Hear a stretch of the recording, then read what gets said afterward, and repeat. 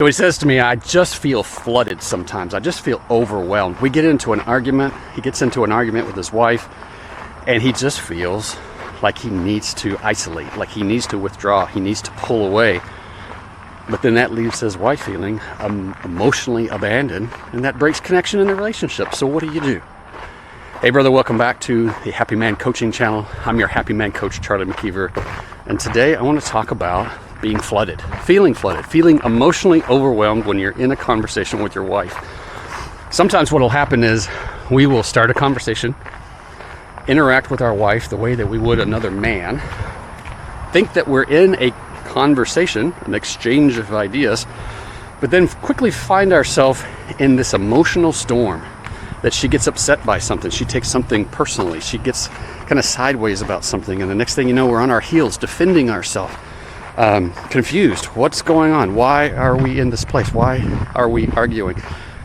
We become confused, frustrated, maybe even resentful because we feel like we've done everything that we're supposed to do. We still find ourselves in this place. And so what do you do when you feel flooded? Do you pull away? Do you walk out of the room? Do you shut down? Do you get quiet?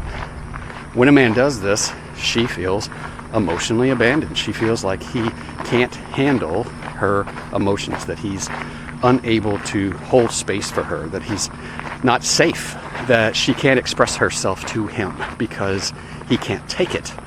And sometimes, a lot of times, you'll hear this as, the man has a fragile ego, or that he's just not able to be able to hear her. She says, you can't hear me. You can't, you don't hear me. You don't know what I'm talking about. You don't understand. She feels disconnected. This is all the ways that she's telling him that she doesn't feel loved, that she doesn't feel safe with him, that she doesn't feel like she can express herself, that she can be herself with him without him shutting down, without him withdrawing, without him taking it personally and getting defensive and justifying his actions and correcting the record and telling her why she shouldn't feel that way. And this all stems from the fact that men and women are different. Men and women are different. We have been sold societally that men and women are exactly the same. And they are the same in human value. They are the same in terms of being treated fairly like a human being, right? We are not the same.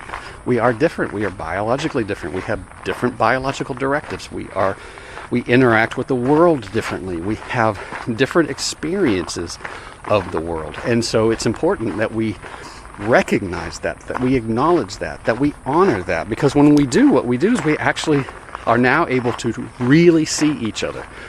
We're not just seeing who we want to see or what we want to see. We're not projecting onto the other person who we think they are or who we think they should be. We're actually seeing the differences and honoring those differences and recognizing that those differences are necessary for the ensured continuation of the species, that we need variation, that if you have a crop that's all one that's one type of plant, that if a disease comes through, it just wipes that crop out, right? You need variation, you need difference, you need contrast in order to ensure survival. And each of us have different strengths. And one of her strengths is her ability to engage in emotional warfare in order to energetically ramp up what's going on inside of her, in order to transmit, right? I'm talking this way to you as a man, right? So that you'll understand when I use words like calibrate, recalibrate, transmit, metadata, right? I'm trying to give you a mental picture of what's going on, right? Because when you're talking with her and she's talking with you, you think that you're exchanging words, right? You think you're passing information back and forth, like some sort of network system where information is going back and forth. But what's also happening is that she's pulling up feelings about all of that, right? Her thoughts are driving her feelings, which are causing emotions, right? Energy in motion. So they're causing emotions in her, and then she's she's expressing those things, and she expresses those things with intensity, with speed, right? When we talk about feeling flooded, it's like drinking from a fire hose. We're experiencing her emotional expression, her feelings, right? Her communication with you energetically. It feels like you're drinking from the fire hose. This is why we say we feel flooded, we feel overwhelmed. And as a man, we're capable of feeling.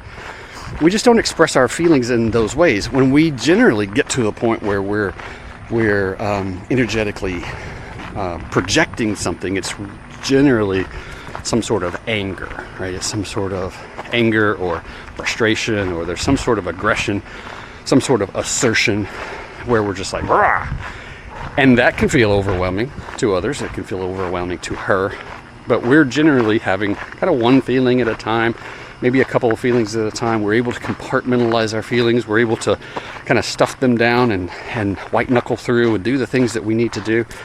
And so we're not accustomed to having all of this kind of thrown at us all at once. And we're single-focused, mission-oriented.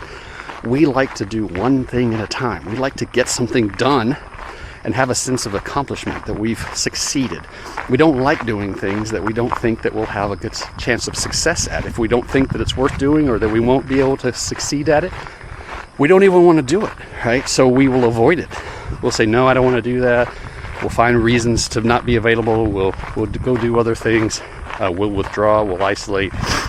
And so we like to do one thing at a time. And when we find ourselves with this barrage of emotions and things shift and change and switch back and forth, right, then we feel very overwhelmed by that. We feel very frustrated by that. We don't get to finish one thought or follow one train of reasoning.